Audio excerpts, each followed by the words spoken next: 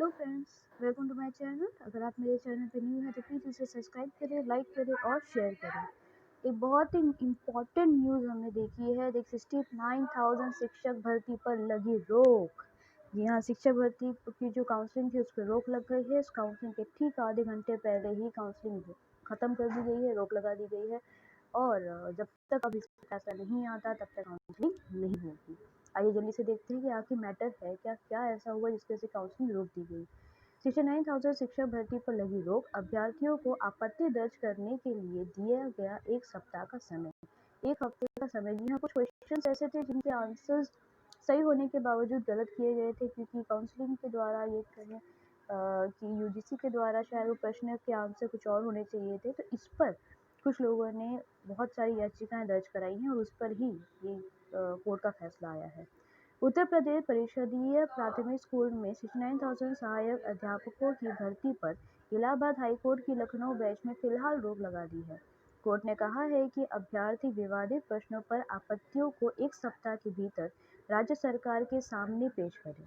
सरकार इन आपत्तियों का यूजीसी से निस्तारण करवाएगी। परीक्षा नियामक प्राधिकारी कार्यालय ने 9 मई को संशोधित उत्तरमाला और 12 मई को परिणाम जारी किया था, लेकिन 1-2 नंबर से फेल हो रहे सैकड़ों अभ्यर्थियों ने तकरीबन 1 दर्जन प्रश्नों के उत्तर को चुनौती देते हुए हाईकोर्ट की इलाहाबाद और लखनऊ खंडपीठ में 200 से अधिक याचिकाएं दाखिल की थी। तो 69,000 शिक्षक भर्ती, अंक वितरण में असमानता पर हाईकोर्ट ने जानकारी मांगी। जो अंक वितरण है उसमें भी एक जैसा नहीं आया रिजल्ट, जिसकी वजह से हाईकोर्ट ने उस पर उनसे रिजल्ट मांगा कि आखिर बात क्या है, ये सब क्या है ना। परिषद अधिवक्ता HDS परिहार के मुताबिक शिक्षक भर्ती प्रक्रिया को स्थगित कर दिया गया है और कोर्ट ने अभ्यर्थियों को आपत्ति दर्ज करने के लिए एक सप्ताह का समय दिया है। इन आपत्तियों को सरकार यूजीसी के पास भेजेगी। यूजीसी एक विशेषज्ञ कमेटी बनाकर सभी आपत्तियों को निस्तारित करेगी। मामले की अगली सुनवाई 12 जुलाई को होगी। जस्टिस आलोक माथुर ने विवादित सवालों पर विशेषज्ञ समिति को अगली तारीख तक तटस्थ राय देने को कहा है। यानी फिर से इस पर देखा जाएगा कि क्या होना चाहिए था। राज्य सरकार की ओर से महाविद्वता राघवेंद्र सिंह एवं अपर मुख्य स्थायी अधिवक्ता रणविजय सिंह ने पक्ष रखा था, जबकि विभिन्न याचिकाओं की ओर से वरिष्ठ अधिवक्ता LP मिश्र, HDS परिहार, सुदीप सेठ आदि ने पक्ष रखा था। रोकी गई काउंसलिंग। अब देखिए काउंसलिंग रोकी गई है। न्यूज़ एजेंसी IANS के मुताबिक भर्ती प्रक्रिया स्थगित होने के बाद आज से शुरू हो रही काउंसलिंग भी रुक गई है। काउंसलिंग कराने आए अभ्यर्थियों से उनके हस्ताक्षर लेकर उन्हें वापस जाने को कहा गया है। याचिकाकर्ताओं का कहना है कि बेसिक शिक्षा विभाग ने जो आंसर की जारी की है उसमें उन सवालों के उत्तर कुछ और थे, जबकि NCERT की किताबों में कुछ और दिया है। हाईकोर्ट ने 1 जून को इस मामले में अंतरिम राहत के बिंदु पर सुनवाई कर अपना आदेश सुरक्षित कर लिया है। 69,000 शिक्षक भर्ती पूरे पदों पर नियुक्ति पर काउंसलिंग कराने की मांग थी कि जितनी है सब पे काउंसलिंग होनी चाहिए।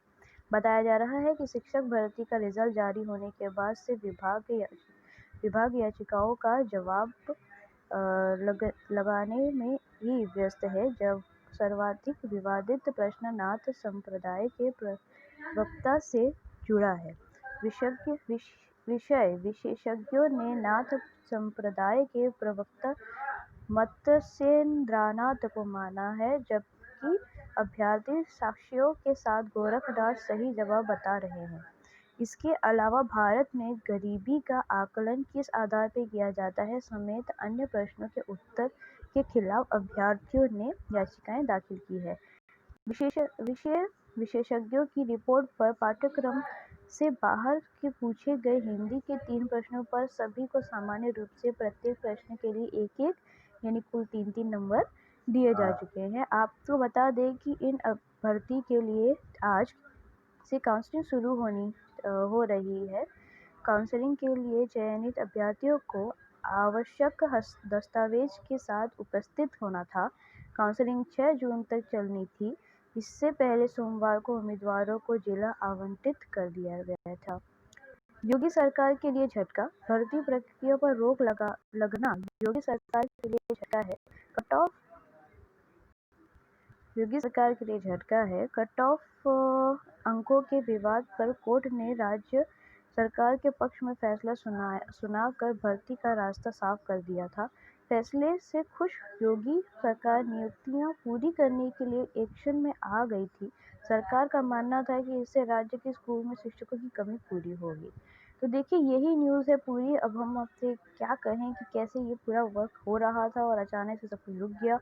तो दोस्तों घबराइए मत, बस प्रे करते रहिए कि जल्द से जल्द ये पूरा मैटर सॉल्व हो जाए और जो भर्ती है वो फिर से शुरू हो जाए, क्योंकि बहुत ज़रूरी है। हमारे स्कूल्स में भी टीचर्स कम हैं, बच्चों को दिक्कतें हो रही हैं, कोरोना का कहर है। अपना ख्याल रखिए, अपनी फैमिली का ख्याल रखिए और मेरे चैनल को लाइक और सब्सक्राइब कीजिए। Thank you.